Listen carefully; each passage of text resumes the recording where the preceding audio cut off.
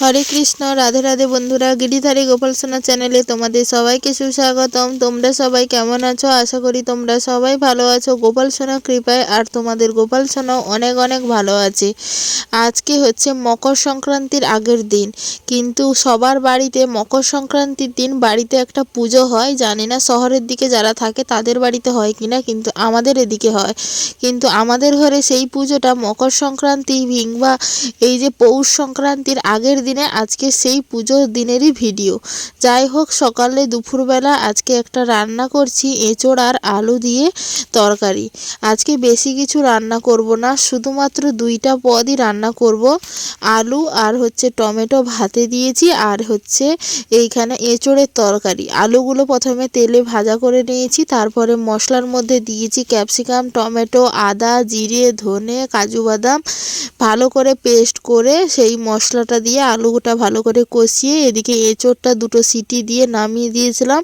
এখন সেই এঁচোড়টা দিয়ে ভালো করে মাখিয়ে জল তুলে দেব রান্নাতে। আজকেও সকাল থেকে অনেক কাজ করেছি, তাই বেলা বেজে গেছে প্রায় অনেকটাই।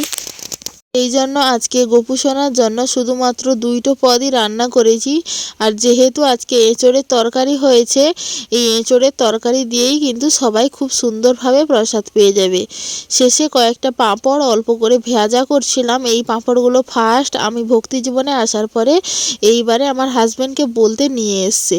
আগে জানতাম না যে এইগুলো নিরামিষ পাঁপড় পাওয়া যায় কিনা, এইরকম বড় বড় পাঁপড়, যদি এখন জানার পরেই হচ্ছে নিয়ে এসেছি।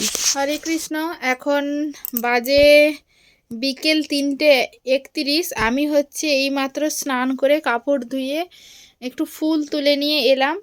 এখন হচ্ছে মাথা চিরুনি দেব, তিলক সেবা আরও দেব। আজকে একটা আমাদের বাড়িতে একটা পুজো আছে। পুজোটা হচ্ছে লক্ষ্মী পুজো, কিন্তু একটু অন্য রকম ধরনের। এটা আমাদের গ্রামে সংক্রান্তি উপলক্ষে পূজা। কিন্তু সংক্রান্তি যেটাকে বলে মাসের শেষ, মানে কালকে হচ্ছে পৌষ মাসের শেষে যে সংক্রান্তি পুজো হয়, সেইটা হচ্ছে কালকে না হয়ে আমাদের বাড়িতে হচ্ছে আগের দিন হয়। ঠিক আছে, আজকে হচ্ছে সেইটাই হবে, তার জন্য অনেক কাজকর্ম করতে হবে। আর আমাদের এই পুজোটা কীরকম হয়, কীরকম কী ঠাকুর, সব কিছুই কিন্তু দেখতে হলে ভিডিওটা পুরোটা অবশ্যই দেখতে হবে। চলো একে একে সমস্ত কাজ গুছিয়ে ফেলি। আর এই দিকে বিছানা হচ্ছে অবস্থা এই, কারণ বিছানাতে কালকে ছেলে পেচ্ছাপও করে দিয়েছে। বিছানাপত্র ধুয়েছি, লেপ গাঁথা মশারি বলছি, মশারিটা আছে, বালিশ, ব্ল্যাঙ্কেট সমস্ত কিছু রোদে দিয়েছি। এই বিছানাটা পুরোপুরি রেডি করতে হবে। হাজব্যান্ড এখনও বাড়িতে আছে, ও বলছিল বিছানা করতে। আজ আমার কিন্তু দুপুরে বিছানাতে জায়গা হয় না, তাই আমি এখন বিছানা করব না। আমি যাব রাতে ঘুমোতে, তাই আমার বিছানা তখনই হবে। তখন যেহেতু খেতে বসছিলাম, ওই জন্য ওকে ইয়ার্কি মেরে বলছিলাম। ও হচ্ছে সে ঘরে, মানে আমাদের ওই যে পাখার ঘরটা, ছেলে কোলে ঘুমিয়ে গেছিলো, ওকে নিয়ে ওই ঘরে মোটামুটি ও ঘুমিয়ে গেছে। এবার হচ্ছে আমার কাজ করতে সুবিধাও হবে। বিছানাটা আগে করে রেডি করতে হবে, তারপরে ওইখানে আঁকা উকি, চাল বাটা, অনেক কিছু কাজ আছে। আর আমাদের এই পুজোতে কি কি কাজ হয়, কি কি করছি না করছি, সব কিছুই কিন্তু তোমাদেরকে দেখতে হবে। আর তার জন্য কিন্তু ভিডিওটা পুরোটাই দেখতে হবে, না টেনে। চলো। কয়েকদিন ধরে মাথাটা ভালো করে মানে ওই চিরুনিও দেওয়া হয়নি ঠিকঠাক মতো, এত চুলে জট হয়েছে আর কি বলবো। চুলটা এতটাই জট ধরছে আর প্রচুর পরিমাণে চুল ওঠে, মানে না নিজের যত্ন না নেওয়ার জন্য মানে খুব একদম অবস্থা খারাপ, স্কিন বলো আর চুল বলো দুটোরই। যাই হোক, মাথাটা চিরুনি করে নিতে হবে, চিরুনি করে তিলক সেবাটা করে ফেলি, তারপরে একের পর এক কিন্তু অনেক কাজ আছে আজকে রাত অবধি। আজকে কিন্তু প্রচুর কাজের চাপ আছে, কারণ বাইরে আমাকে আলপনা দিতে হবে। আলপনা বলতে যে পুজো হবে সেই পুজোর চারিপাশে আমাদের ঘরে এরকম একটা ঘর একটা তৈরি করতে হয়। দেখবে তোমরা ভিডিওটা, দিলে বুঝতে পারবে যে কীরকম কি হয় না হয়, কীরকম কি করছি না করছি। আর এই রকম কাদের কাদের বাড়িতে হয় কিনা জানি না। এইটা যত সম্ভব যাদের বাড়িতে চাষবাস হয় তাদের বাড়িতেই এইটা হয়। যাদের ঘরে চাষবাস নেই, যাদের ঘরে ধান মানে চাল কেনা, তাদের ঘরে এই পুজোটা হয় না। মাথা চিরুনি করে ফেলেছি। আর এই যে দেখতে পাচ্ছ এখানে আতপ চাল ভেজানো আছে, আতপ চালটা এবার বেটে ফেলতে হবে প্লেন করে, তাহলেই হচ্ছে এইটা দিয়েই হচ্ছে তোমার আলপনা করতে হবে। আর ঠাকুরটা এখানে বাঁধা হয়ে গেছে। ঠাকুর বলতে এইখানে দুটো যে ধান গাছ দেওয়া আছে এইটাকে এইগুলোকে ঠাকুর বলে। এগুলো মানে একদম শেষে যেদিন ধান তোলা হবে লাস্ট এই বিড়াটা আসে, এটাকে ঠাকুর, আর দুটো বিড়া থাকে, একটা ছোট একটা বড়। এই আর একটা মানে খুঁটি পুঁতে দেওয়া হয়েছে, আর সেইখানে একটা খেজুর গাছের পিছা বাঁধা হয়েছে, তার সাথে এইগুলো হচ্ছে বাঁধাই করা হয়েছে। আর চারিপাশ দড়ি ধরতে হতো। হাজব্যান্ড এখনো ঘুম থেকে উঠেনি, মা বলেছিল দুজন মিলে দড়ি টড়িগুলো ধরে দিবি তাহলে সেই আঁকাআঁকিগুলো করে দেবে, কিন্তু সে তো ঘুম থেকে ওঠার কোনো নামগন্ধই নেই। তাই একা একা যেমন পারছি তেমন করছি, একটু আঁকাবাঁকা হলেও কিছু করার ছিল না।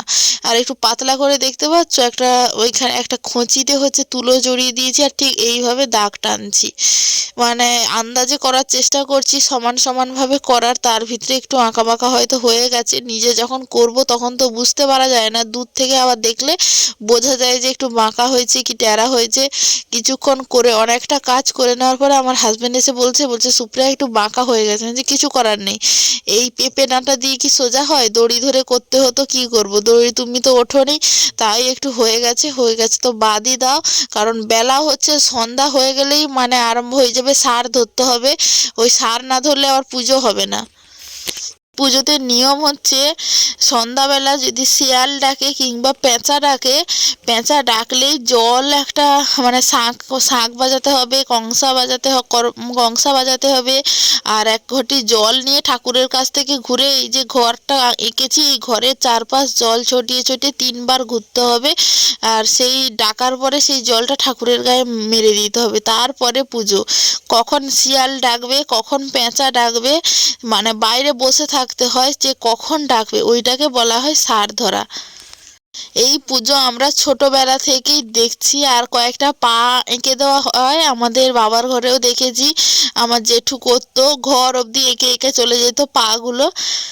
বলতে বলতে প্রায় ঘরটা কিন্তু অনেকটাই হয়ে গেছে। তারপরে এই ঘরের মধ্যে কুলো, দাঁড়িপাল্লা, দাউলি মানে কাস্তে যেটাকে বলে, এই সমস্ত আবার এই মানে চাল বাটা দিয়ে এঁকেছি ওই পাশে। ওইখানে আমার মা শাশুড়ি মা হচ্ছে ধান টান দিয়ে দিয়েছে।